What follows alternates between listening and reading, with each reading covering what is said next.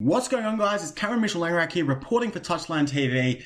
And before we get to today's episode, two things. First off, I don't know what was with that intro. I got creative last night and made something, and if you liked it, that's great. If you didn't, I'm sorry. My creativity got the better of me.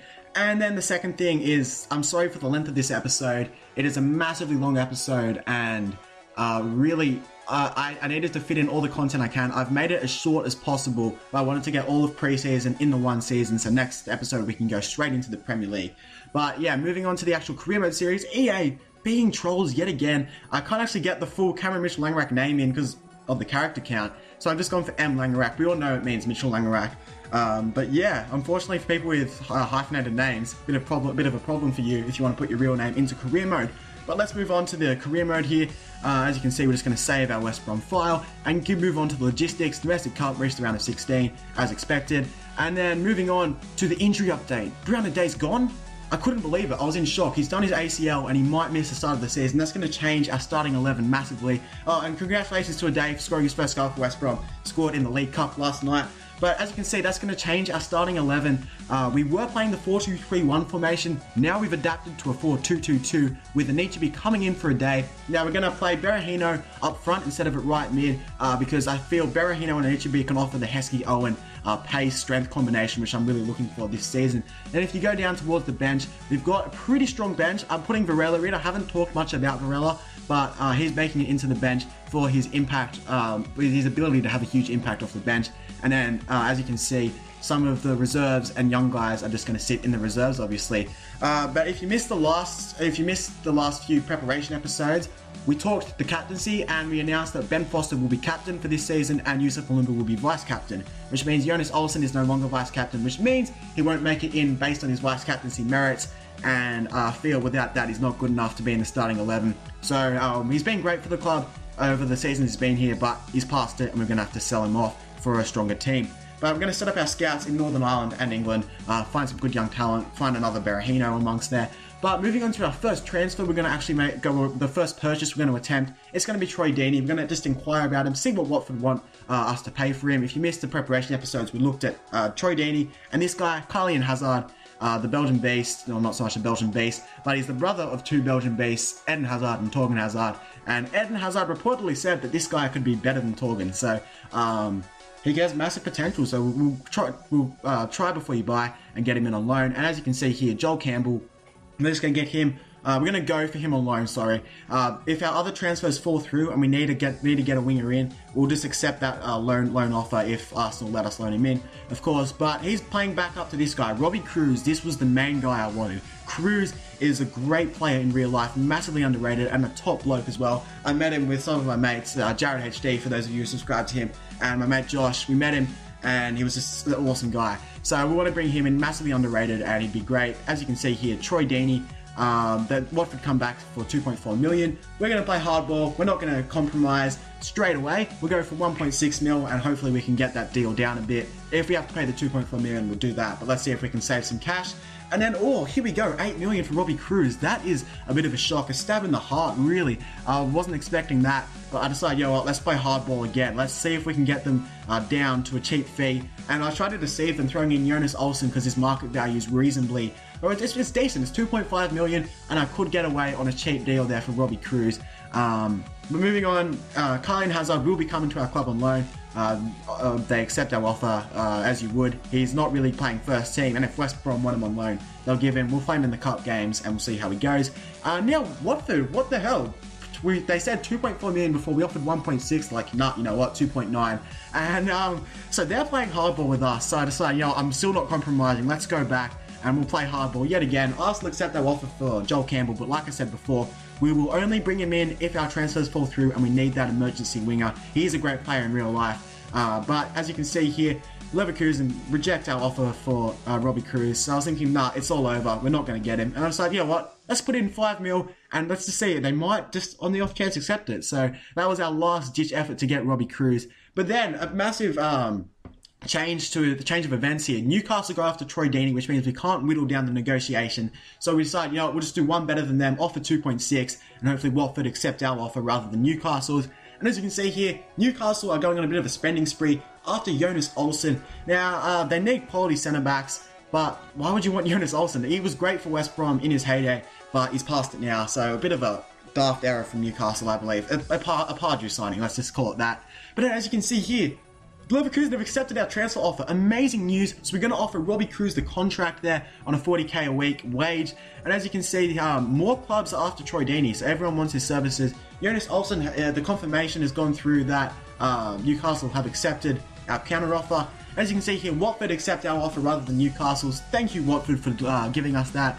Or maybe they accepted both of ours and it was just down to who gives Deeney the better contract offer. We'll never know, but we're going to go for Troy Deeney here. And as you can see here, Olsen confirmation that he's been sold. We had confirmation that they reached our counter offer, and now, yeah, he's been sold. But moving on, Deeney accepts our offer, so he's coming to us instead of Newcastle. That's a wise move, Troy Deeney. I'd make the same move in real life as well. But moving on, we're going to sign him here. Confirmation, just that glorious pen as it signs the deal. And then moving on, Robbie Cruz declines our contract offer, wanting more wages. I don't think he'd do that in real life. Like I said before, he's a top bloke. If he really wanted to join a club, he wouldn't count the money into it. But it's FIFA, and he's going to ask for a higher wage. And we'll happily compromise because he's a very good player, and I'm desperate to bring him in. Right now, we're just going to loan out one of our young kids, Callum Jones. To be honest, I don't know anything about him. We'll just loan him out, and we'll see how he goes. Hopefully, we can grow some of our own young players to play for us rather than just buying those youth players. Moving on, Cagliari want Claudio Jakob. Not a chance. Jakob is a crucial part of the team, and he is not going anywhere. And now let's move on to Robbie Cruz. Accepts the contract offer. Amazing news. A lot of guys won't realize how big this is, but that is a huge transfer, and he'll be amazing out on the wing. Let's just confirm this signing, and let's see what the media actually has to say about this addition, because Robbie Cruz is a fantastic player. Cameron Mitchell-Langerak has made his second summer signing as manager of West Bromwich Albion, signing Bayer Leverkusen winger Robbie Cruz on a 3-year deal. The Australian Player of the Year for 2013 is joined for £5 million as Cameron Mitchell-Langerak believes Cruz is the answer the fans are looking for. Cruz joins Deeney as Mitchell-Langerak's 2 transfers in this transfer window. Well said, Sky News. Moving on to the next bit of transfer business, Bordeaux are going after Yusuf Balumbu, and we're obviously not going to accept the offer. He's such an important player, vice captain, and no way we're going to sell him off. Moving on to our next bit of transfer business, Marion Sarr. Now, we are low on centre-backs. If you've seen, we sold Jonas Olsen. That means we've only got G-Mac, Craig Dawson, and Jolyon Lescott as our top quality centre-backs. So we're going after this kid because he's got the physical requirements needed for the Premier League, and I feel he can really thrive under my management this season. And we're going to accept the offer here for Liam O'Neill, some young kid. Again, I don't know too much about him, but if he grows, he might become a good sporadic first-team player. Yeah, reserve player, sorry, that's what I was looking for. Moving on to the formation, 4-2-2, I should say, against Montpellier, because Adair hasn't come back from injury yet. So that's the formation we're going to line up with, and a massive chance for Anichebe to get some first-team football and prove he should be starting come the first match against Sunderland. So let's go down for the team talk. Alright, here it is, lads. Our first game of the pre-season, and for many of you, the first time you wear that West Bromwich Albion shirt. I just want you all to realise what it actually means to be playing for West Bromwich Albion. You're living many people's dreams. We're playing in front of the home crowd today, so let's go out and give them something to cheer about. It is only a pre-season game, but if we beat Montpellier, who are a quality team, we will make a statement to everyone that West Bromwich Albion are here to play football this season. So, moving on to the game. Robbie, our new signing, we're going to be using you on the right-hand side with Christian. Christian, we want you to make those overlapping runs from right back, and Robbie Cruz will just be there in support for the whole time, creating as much pressure as you can on that right-hand side. Now, we're going to need someone to cross it into on that right-hand side. Vic, this is where you come into play. You're going to be holding in the centre of the park the whole time. I don't want you drifting out wide. That's what we've got Berahino for. So, Berahino, make those runs towards the wing and support Vic up front as much as you can, but it needs to be, mate. We're going to get you in the box. Hold up the ball if you can, but we're going to get you in the box, making those last man runs and hopefully getting your head on the end of it. And also on the left-hand side, Pocagnoli and Sessegnon, we're going to be using you for the break. We're going to be mostly playing through the right channel, but we're going to be looking for you for the quick breakaway. And for Jolyon and Dawson, we're going to actually get you just to hold that back. Don't push up too much. So Craig and Jolyon, just hold that back line, and we should be sweet. We want to hold a clean sheet. And Ben, captain, first game as captain for West Brom. I want you to command those boys like I would. Let's go. So like I said, Montpellier will be quite hard, but we can definitely get the result, and it is a winnable game without doubt, especially in front of the home fans. But For this game, I will show the highlights and all the other stuff, but for the other 2 preseason friendlies, I will only show the goals because of time constraints. Just with this one, just to give you guys a gist of what the career series will be like. So Montpellier will kick things off for this game, and I will show, like I said before, all the highlights. And so Senyon, I told him to play on the left-hand side, looking for that breakaway, but you know what, he's just going to make it himself, cuts in on the inside, and a good save from the keeper. But as you're about to see, I talked about loading that right-hand side with pressure. Robbie Cruz and Gamboa combining there to put the ball in, and an Ichibi's header goes towards the keeper. So good early signs, the players executing my tactics there. Then Cruz comes to Berahino, once again putting pressure on that right-hand side. I told Berahino to drift wide and Vic to stay in the middle, and that proves, it was a bit lucky, but that proved to work there. The cross comes in, and as you're about to see, look at that, cross comes in, header off an Ichibi, and somehow he manages to claim that as his goal, although it came off the defender. I don't know how, but well done for Vic for scoring. Scoring in quotation marks. And then Montpellier really should have scored then, and it would have been a great chance for them to equalise, but thankfully they didn't. And for us, in the second half, we're going to make some subs. Samaras coming off for Berahino to add some pace, although Samaras's pace isn't what he deserves on FIFA. Nevertheless, he comes off to add that extra little bit of pace, and I feel Varela will be more useful for the counter-attack. Robbie Cruz just missing out on a goal there. A good effort from both the lads, from Cruz to get into the position, and then from the ball, I think it came in from Jakob, a good ball, but just couldn't score. And as you can see here, Cruz drifts in. I didn't want him to drift in. Thankfully, by luck, got very lucky there as the ball fell to him perfectly and he just taps it past the keeper. As you're about to see on replay, I wanted Cruz to stay wide, but as Varela took the shot, he came into a perfect position there, poacher's instinct, and taps it away. So well done to Robbie Cruz for scoring the goal. And then Victor Ichibi will be played through over the top. How strong is he? Cuts back on the inside to make it a 3-0 game, boys. What a victory against Montpellier. We bossed them off the park. Total dominance from West Brom. And in front of the home fans, they'll be really happy with that. So a great start to Ben Foster's career as captain and mine as manager of West Bromwich Albion. A terrific result there. And Vic, you deserve a lot of credit for that. Fantastic effort from Victor Ichibi. Had a great game. As you're about to see with the player ratings, he will take out man of the match when it loads up. As you can see here, we're just going to go to player ratings. Victor Ichibi 9.3, outstanding performance. Robbie Cruz, a solid performance on debut, really well done to him. And Dawson and Lescott, look at that, 7.9s, very good at the back. So a good performance from West Brom and an amazing performance from West Brom to take the victory against Montpellier. But now we're just going to loan out one of our young kids again, Marnie O'Sullivan. Like most of them, I don't know much about him.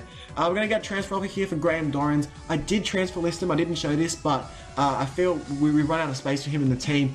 He's not my favourite player in the world, to be honest, and he lacks creativity, which is what we need from him. It was between him and Jimmy Morrison, and I decided to keep James Morrison. So I'm going to sell Graham Dorrans, but I do want him to go somewhere somewhere good, and Jordan to play first team football. So I'm trying to get a good deal for us and for him as well. Selling him to West Ham will be a good mutual benefit for both of us. That didn't make any sense. But moving on to the next game, we're playing the 4-2-3-1 against that French team. I think it's French. Can't pronounce its name. And if you look at the team, G-Mac's going to get the call up. Jason Davidson also gets the call up, with Samaras playing out on the left and Troy Deeney playing up front by himself for his debut. Sessegnon was also given license to roam in this game. I really like the instructions bit. It's really easy to see, and I can execute my tactics quite well. So yeah, Sessegnon's been given license to roam, and against this team we should be winning. Is it Goingam? I have no idea. Pardon me on my pronunciation for that. Gardner's also making his first appearance for West Brom in this career mode series as well. So a good chance for him to show what he can do. But right now, Samaras is going to get on the ball, playing Sessegnon. This is why I gave him license to roam, because he's just going to get the ball, turn on the accelerator, finds Deeney. Deeney cuts away, and that's just a great finish from Deeney. Coolly past the keeper. Not the world's best finish by any means, but just cool, calm, and collected. And that's why he scored like 26 goals for Watford last season. He is lethal in front of the goal, and a great addition, especially to have as a backup striker. This team's got so much depth to it, which is what I really like. Like I said, I'm only going to show for the goals for these games, but this is one exception here. Varela, who was fantastic in pre-season, finds Gardner to Samaras. That was a nice little play. We've been doing plenty of them throughout the entire game, and I just thought I'd demonstrate what we were doing throughout the game. 1-0 was not the result we deserved. We deserved like a 3-0, 4-0, I felt. We were really dominant in that game, and Deeney took out man of the match, and that just shows we've got to put away our chances, otherwise we might not get that lucky with the result. But yeah, Danny gets man of the match, and good performances from Jolien and J-Mac in the back, and loading up the transfer offer for what's his face, Graham Dorrans. We're just going to try and bump that up. West Ham were playing really hard to get that price down. And as you can see, Craig Dawson wants to start in the next game, and I'm happy to recall him. And looking at our scouting update, we're going to sign this kid, Adam Duff from Northern Ireland, and then we're going to just continue scouting one of these English guys and reject the other one. So we're going to continue to our third and final game of the episode, and our last game before the Premier League begins. It is against Parma, and we're returning to the 4-2-2-2 formation with Anichebe and Berahino playing up front together, and Brunt, Saar and Wisdom being handed their first starts in this career mode series. No team talk because it's so time consuming, so team talks will only be for the important games as well. And here's just a bit of proof that I am playing on Legendary, because some of the results might seem a bit unrealistic with West Brom, but I am playing on the hardest difficulty, so I can't up it anymore. I just see that the only thing I could do is change the sliders around a bit to disadvantage myself, but that was just a bit of proof that I am playing on Legendary and I'm not playing on Amateur. I'm just saying that I'm playing on Legendary. But moving on into the game, we're going to actually look to dominate through the center of the park, and here we go, straight off the bat, Yusuf Balumbu, great ball to Victor Anichebe. Anichebe, who would have thought Big Vic would have a poacher's instinct like that, and a great finish. But like I was saying before, we're going to try and dominate through the middle of the park, because we've got Brunt out on the left and Varela out on the right. Varela is playing very well in pre-season, to be fair, but I'm not looking to attack out on the left. But speaking of not attacking on the left, I attack on the left and get a goal. Pocagnoli pushing up, an own goal. Unfortunately, Berahino didn't get that. I thought Berahino had that at first, but yeah, he just out-jumped by his defender. But the defender, luckily for us, directed it into his own goal. But Palmer hit straight back at us. Now, I thought this was offside, but it wasn't when I looked on replay. Wisdom kept him on, and that's why I'm starting Gamboa. Gamboa has that little bit more experience and knows how to stay in line with the back four. Wisdom will learn that as time goes on, but he doesn't have that quality yet. So Palmer hit straight back, but it wasn't to worry at all. Varela, I said he was good before. Look at that, beats one and then plays Berahino through. Berahino with a great finish there. Not like outstanding, but a solid finish, to be fair. I reckon he's going to be the Mike Lowen of West Brom. I'm saying it now. And then Big Vic, who thought he could do a back heel like that? Look at this though from Berahino, draws it back perfectly, and what a cool finish at the end of it. West Brom's Michael Owen, I'm calling it already. He's just got that arrogance in front of goal, and he's looking fantastic for me in the early stages of the season. And that's how the game's going to finish, 4-1, fantastic result, and we outplayed another team on home soil yet again. So this, the Hawthorns could become a fortress as the season goes on. Berahino and Big Vic were the standout players in that game, and what a debut for Saar, 7.5, which is a good rating for a centre back. So props to Saar for a good performance. And then we're just going to loan out Aaron Birch, I don't know how to pronounce his name. If you know, please leave it in the comment section. Not that I'll probably ever use him again. And Ade is back, so yeah, he's going to get back into training, and hopefully he can produce the goods for the first game of the season. But with those performances from Anichebe, I really won't need him. This has been Touchline TV. I hope you liked this episode. If you did, please leave a like. If you didn't, don't leave a like. I want to know if you actually liked it or not. So use the likes as a system of telling me whether you liked it or not. And if you didn't like it, tell me what I can do to improve. Always open for constructive criticism. This has been Touchline TV. I'm out.